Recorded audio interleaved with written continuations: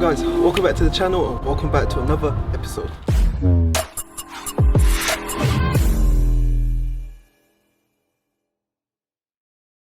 Alright guys, welcome back. I hope you're enjoying the build so far, and I reckon we're about halfway through this build. We've been blitzing it out. You've been getting episodes every day. I hope you're enjoying this. So if you're watching this and you're not subscribed, you don't want to miss tomorrow's episode or any future episodes, go down below, press subscribe, make sure your bells are on.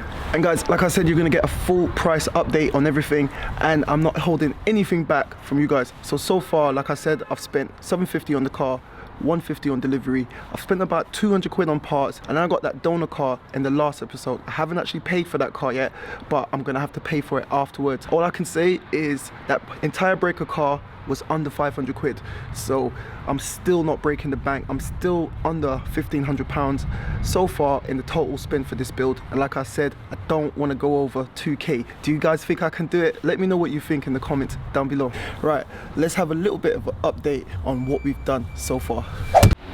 So the first thing, I went ahead, if you remember, we changed the headlights, and then I got that brake out and I ended up changing both headlights. So both headlights have been changed. I went ahead and I refurbished my front grille, and I went ahead and I put on my new bumper. Have a look at that bonnet. The bonnet is looking all sorts of niceness. We went ahead and replaced the wing. Have a look at that, brand new wing panel. And it's weird because I've got the breaker and I don't even need the wing because I had already bought that one. Went inside, swapped out the dashboard, got a brand new dashboard in there. The airbags are all hooked up in there as well, and I fitted this 10-inch F7 system from a company called the Toto, and that is working a treat. Everything inside is working, seat belts are working, everything is fine, the car drives fine. However, we're having a little bit of a problem where it's not lining up properly. I've tried to adjust everything and it's still not lining up, so that tells me that the chassis might be out by, I don't know, literally half an inch or something like that. And we're going to measure up everything, make sure everything is nice and true, get the final assembly done today, and I'm going to get the car out on a bit of a test drive. So let's get the car in the garage. I'm going to do some measurements, make sure that that chassis is 100% spot on. I want to do the final lining up, final assembly, bolt everything down. I want to get the car out, get it washed and take it for a little test drive, and then hopefully that should lead us on to paint, and then we will be completing this car in no time. So with no more talking, let's continue with that.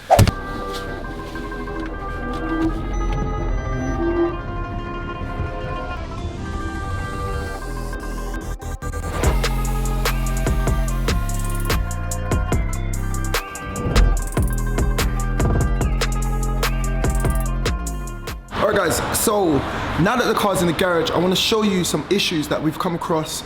And this is the thing when you're dealing with salvage cars. It may look alright to the naked eye, but you always need to do your measurements and you always need to double check. So if you've ever got a salvage car and you're going to go on just the pictures, always leave a bit of wiggle room that it might not be what it seems. So check this out. So in the last episode, like I showed you, I went ahead and I fitted the bonnet. And although everything on the front end kind of lined up, everything is screwed in, bolted on, for some reason the bonnet is just not really lining up as straight as it should be on either side. So it looks like the bumper, which is attached to the front stand panel, which is attached to the chassis, is coming over that way a little bit. And another telltale sign is I've tried to fasten this up. Even though it does fasten up, it's a little bit tight, and it shouldn't be that tight. So that tells me that the whole front has gone over that way ever so slightly. For that reason, I'm going to be removing the front end again, getting access to the chassis legs. We're going to do some measurements. If it's not all tallying up, we'll know which side we need to push or pull it. This is where it gets a bit intricate, and this is where you need to be 100% bang on the line with your measurements. So let's get that started.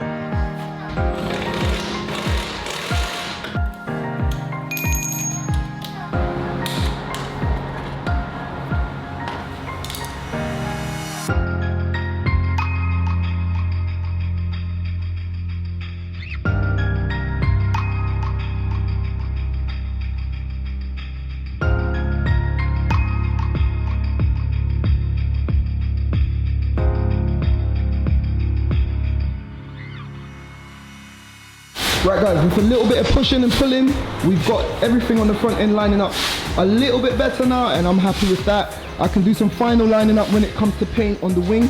I need to loosen up these screws inside and push the wing in.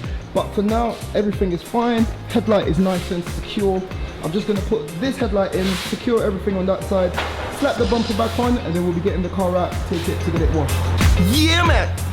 But before I can put that bumper on the car, I need to go get this little plastic bracket right here. Normally you would have to buy one, but like I said, I've got a breaker in the back. So let's head over to the breaker, get the plastic that we need. And whilst I'm there, I'm gonna get the splash guard as well, fit all of that in, and get everything on the front end nice and secure. Right guys, so I've come over to the breaker. This is the donor car. I've got lots of parts left on this, and all I need to do is take a few screws out, remove this bad boy. I want to remove this plastic splash guards as I said, and then I'll just have a look around and see if there's anything else that I need. Guys, we've still got lots of parts on this car, so if any of you guys want any parts, drop me a comment or drop me a message on Instagram and we can work something out.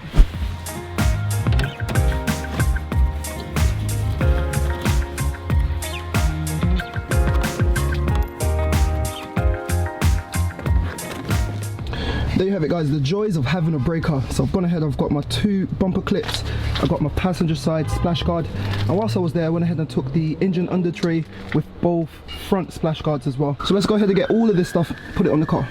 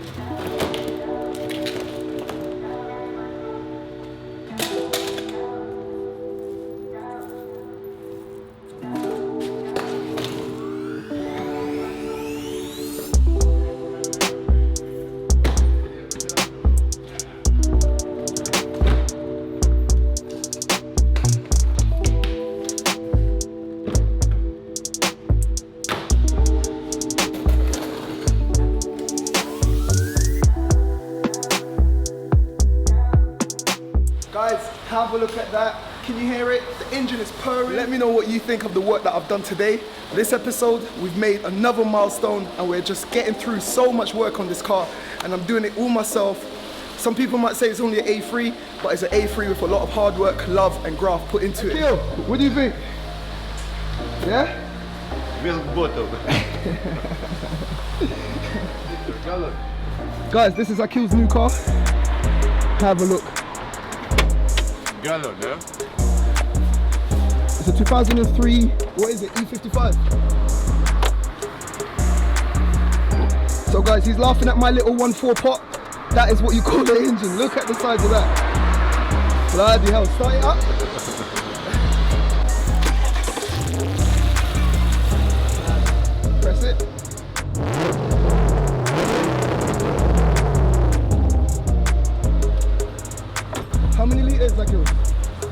1.4. Guys, 5.4, no. That is a beast of an engine, but it's running nice. It's a classic, proper classic of a car. Guys, this is my kind of car. Let me know in the comments down below, are you old school or new school? Do you like a new style Mercedes, AMG, Audi, BMWs? Or are you an old school guy like Akil? Do you like the old school E-classes, 55s, all of those kind of old school classic big engine cars? Let me know in the comments down below. You know what, Akil, thank you. Akil has provided so much stuff for this build, so I'm waiting for this in the post. What have you got? I got one filter for milk bottle. Guys, Akil calls these little 2 liters milk bottles. Apparently, only milk bottles comes in 2 liters. Where's 2 liters? Yeah? That's 1.4. Yeah, it's not. This is a 1.4. I don't care. I'm gonna be selling it. Yeah, talk to me about the Golf. But anyway, guys, so Akil was watching. He was just looking at this, and he's got a panel filter, a brand new panel filter, similar in diameter, and it should fit. So I'm gonna go grab it from the car, and we'll be fitting an aftermarket panel filter to this little 1.4 turbo. So we're not gonna be taking it out quite yet. Let's do that. So Akil's just there on the wheels, getting everything buckled down. Whilst he's done that, I went ahead and I picked up this panel filter that he had in his car. Check this out.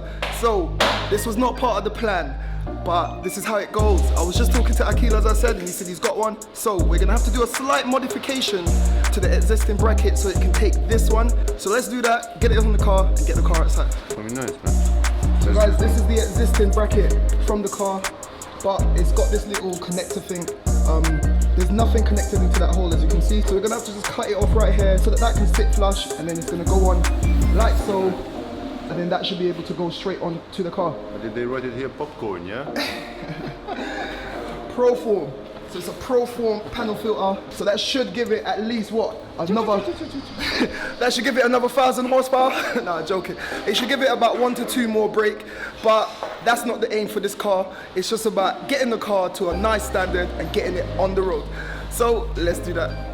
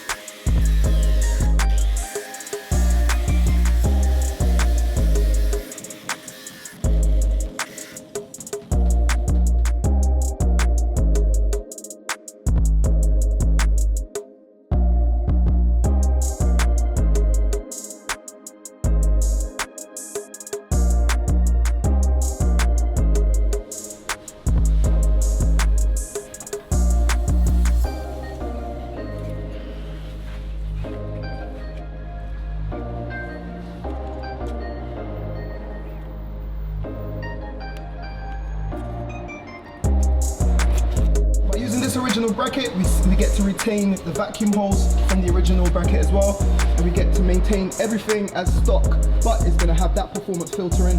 We've added a little bit of tape just to beef it up, because as you can see, it's got a rubber retaining section right there, and that will just make it nice and snug.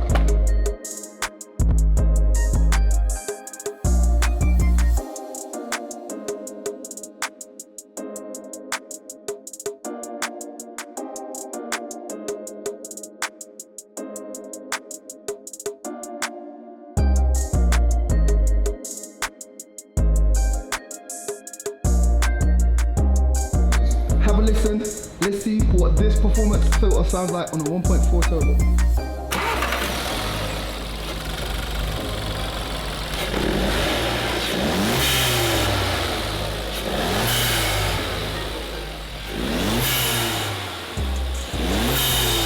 Right, so guys, as you can see, we've temporarily used a massive cable tie right here. That's because we haven't got a big enough Jubilee clip, and we really need to put it on with a Jubilee clip. So I'll order one of them tonight, and once it comes, I'll swap that out. It's no problem. What we're gonna do now is we're gonna make a tiny little bracket, a metal bracket to screw on from that screw, and it can go onto that top screw, and that will make sure that that is nice and solid right there.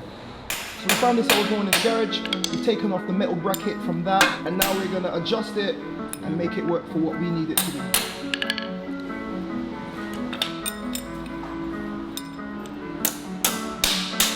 Guys, when you're doing these sort of builds, try to recycle whatever you can so you can save a bit of money, and as long as it can do the job and it's safe, it can work. So check this out.